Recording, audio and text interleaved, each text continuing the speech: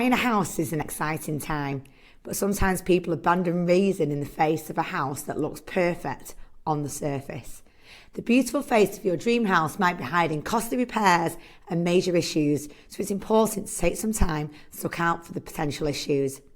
I'm going to be discussing 10 potential problems you should look out for now to prevent headaches for further down the line.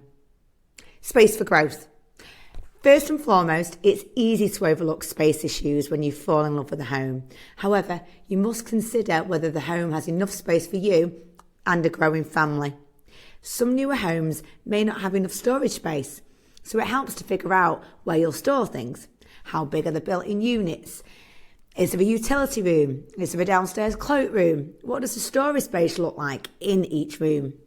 You should also consider whether your existing furniture will fit in your new home. While many buyers purchase new furniture in the months after buying a home, you need to make sure the rooms are big enough to hold any existing furniture.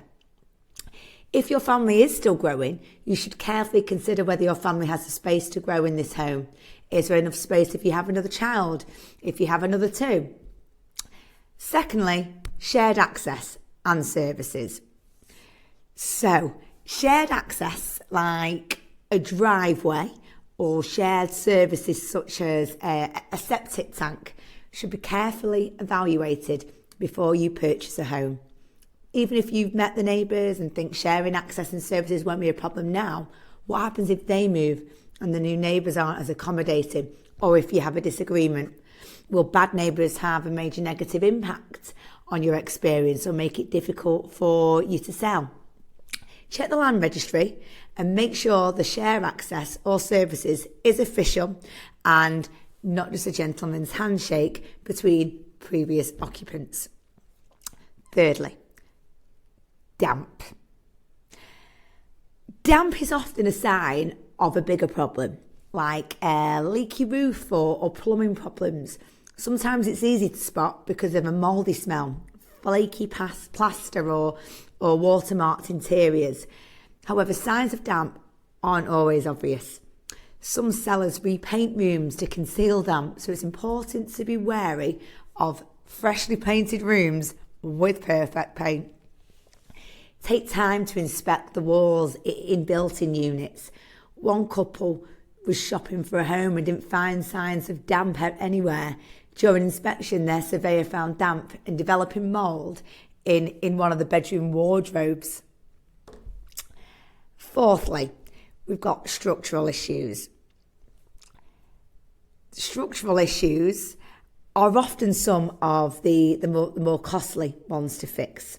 So it's good to look out for issues early on in the buying process.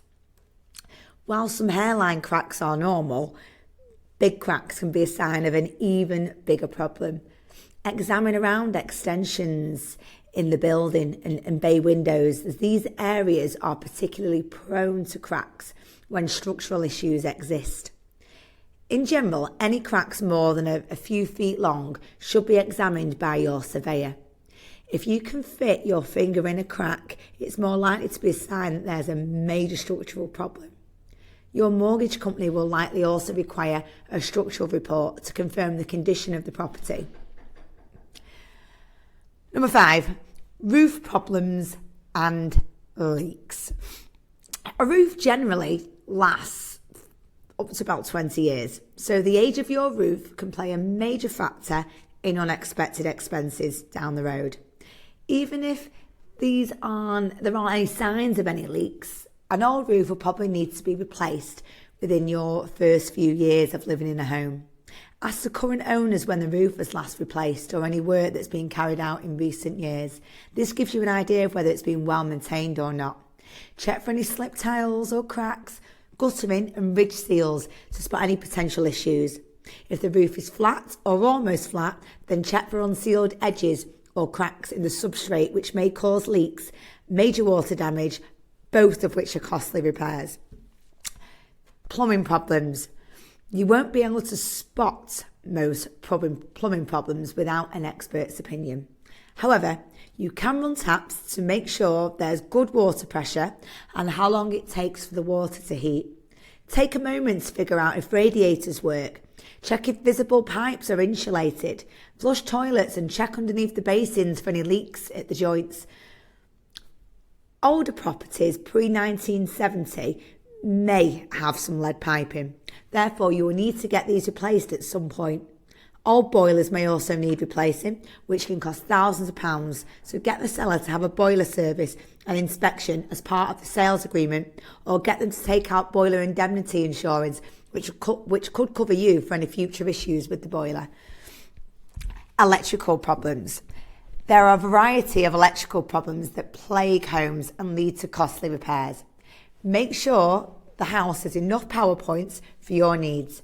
Adding power points later is an expensive addition. Since the number of power points is often overlooked when looking for a new home, this is a good thing to consciously consider, especially if you're looking to reconfigure the use of space, knock down walls, and generally mess around with the existing layout. Watch out for signs of any faulty wiring, such as power points that don't work, light switches that don't do anything, fuses being tripped when putting on several appliances all at once. Older properties may require a full or partial rewire. So if the property you're looking at is over 30 years old, then be mindful that a rewire may be required. Number 8, window conditions. The external window frames can often give you a good idea of how well the sellers took care of the home. If they're in a great condition, the owners likely took care of most things in the home. However, you should keep an eye out for window issues, since window replacement is an expensive update to the home. If you can push your finger into a wooden frame, it's rotten. If double glazed windows have condensation between the two pieces of glass, the windows are faulty. For new windows, ask the sellers to provide a FENSA or a similar certificate. That's FENSA. This ensures the quality of the installation and informs you of the window's age. If you are looking at a listed property or one that sits in a conservation area or a national park, be mindful that you may need to adhere to strict rules regarding the outside of your property, and double glazed PVC windows may not be allowed.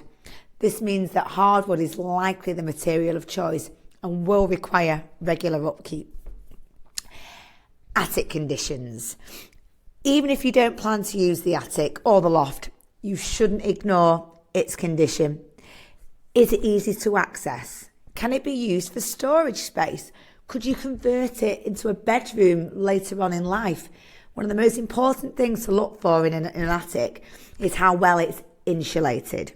If an attic isn't properly insulated, you may spend more heating your home during the winter months. With energy costs increasing, this is something we should be looking at getting our surveyor to review. Other and final considerations. Is the house a listed building? Which way does the house face? Where does the light come in at different times during the day? Are there any solar panels on the roof? If there are, is there a 25-year rental agreement on there? It may help for you to visit the home during different parts of the day to consider, like I say, what the sunshine is, any outside noise, and lighting. If it's near school, is there lots of traffic at school hour times? Is the home soundproofed enough that you don't hear your neighbours? Is it noisy? Is it a busy road? These things cannot be changed easily, so it's important to consider them before making a purchase. Buying a new home is both exciting and terrifying. If you think you've found the perfect home, make sure to take some time and carefully look for any existing issues. Just because a home looks like it's moving ready doesn't mean it isn't concealing major issues. With this list in hand, you're ready to scope out any potential issues.